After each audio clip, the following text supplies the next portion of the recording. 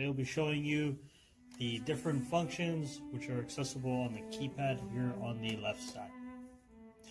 Pressing the speed key, or 1 key, allows you to adjust the speed, which shows in the middle of the screen.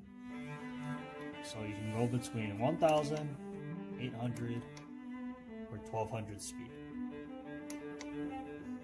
Pressing the currency, or the 2 key, allows you to choose the currency, which will show in the upper left corner of the machine.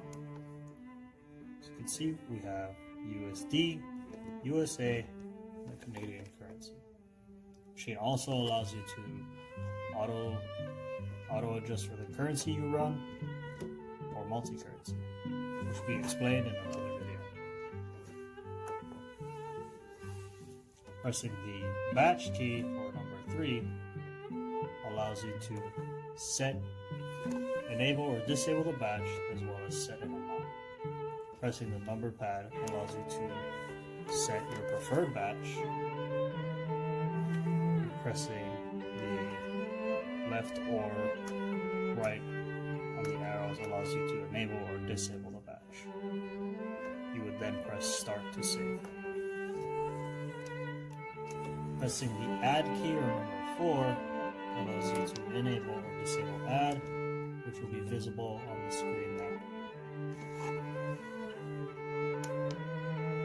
Pressing the 5 key, or the mode key, allows you to switch between the different modes, such as mix, single face, single orient, sort, and count, and back at mix. Pressing the display key, or number 6, allows you to get the breakdown on the current run that you have. Pressing the CFD, or counterfeit detection, or 7 key, allows you to adjust for the counterfeit detection, which will show here in these bars.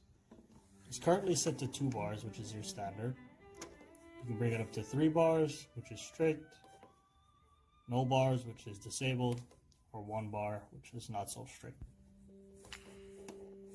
Pressing the manual or auto key allows you to manually adjust whether you want it to auto start when there is money in the hopper, or a manual start where you would press the start or stop button on the right side of the machine to run it.